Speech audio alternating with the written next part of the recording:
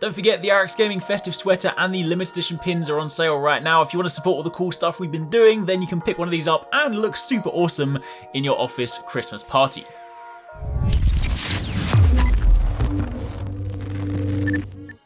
Hey, what's going on guys? Arekkz here. Welcome back to another video for Monster Hunter World Iceborne. And in this one, I want to bring you guys some gameplay of the very first Safi'jiiva hunt. Safi'jiiva, of course, being the name of the new Elder Dragon. It hasn't officially been confirmed in-game. It's still listed in-game as the kind of question mark dragon, but obviously if you saw the developer diary yesterday, you'll know the name was in the armor preview, so we kind of got a name for it. But this is actually a really interesting fight. So Safi'jiiva is an adult Xeno grown-up form, and I actually really like the design. I know some people have sort of said in passing that it's not necessarily the most outlandish, the most kind of different design, but I actually just really like it. Maybe it's because I'm like a big Lao Shan fanboy. I like sort of red dragons anyway, and it just kind of looks cool. So it's got that kind of understated epic feel to it. Anyway, regardless, I want to show you guys some gameplay because this, in its current form, is the first time you hunt it. It's not the complete hunt because this appears to be something they're going to be rolling out. We don't have any information on the date just yet. I imagine that's now why they have a second developer diary tomorrow, because they're probably going to say when we can hunt this thing for real. Because right now it is basically a repel quest. You can't actually farm the armor, you can't farm the weapons. It is just a chance to practice against the monster. It's basically done as a recon quest, so kind of in a similar way to Call to Wrath, because this is a quest that has to be done purely from the Gathering Hall, and the way they refer to it about kind of, you know, getting more hunters to help you makes it sound like maybe it'll be a siege quest. We don't know this for sure. Again, I imagine we'll find this out tomorrow, but it has that kind of phrasing, that kind of positioning also on the UI that it's basically not your kind of conventional quest. They reference it being a quest that is available for a period of time, for like that limited window. You have to then farm it then, it then goes away and comes back. So it does definitely sound like it fits into the sort of Call to Wrath space, so maybe that'll be like our new thing to farm, which would be really cool, right? I mean, that I'm definitely all down for that. I know the Call to Wrath farm might not necessarily have been everyone's favorite thing, but the concept behind it was really cool.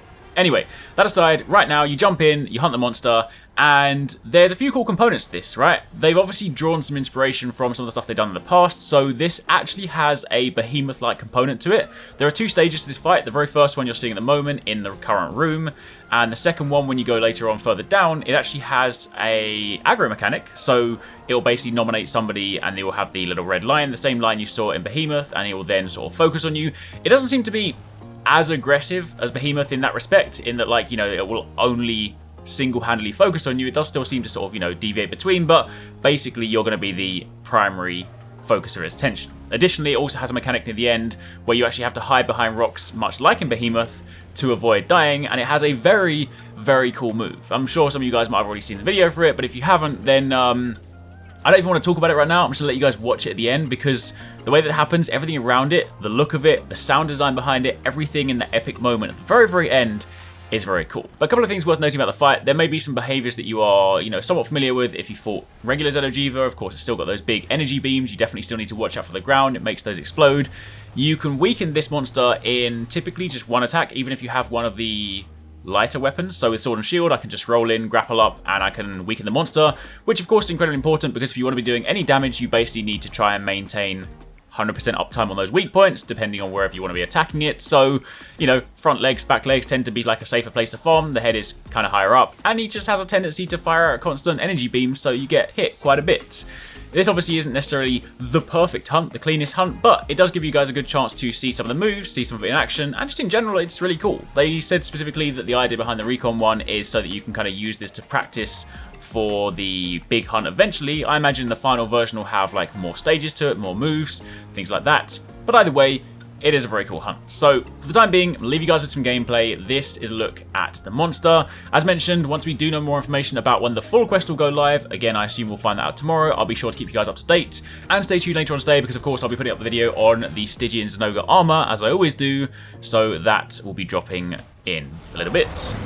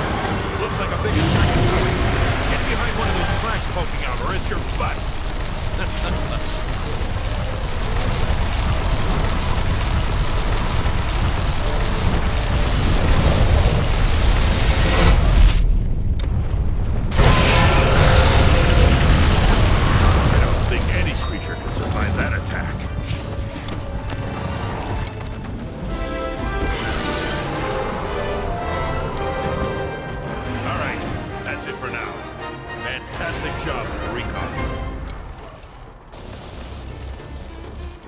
I really hope you guys enjoyed that video. Remember to hit that subscribe button and also click on the little bell icon to turn on notifications so you don't miss my next upload. Also, don't forget you can check out 269 and Paradise Central streaming over on Twitch 6 days a week. You can find a link to the multi-stream in the description box down below. Be sure to drop by and get involved. Thanks again for watching. Take it easy. Catch you next time. Peace out.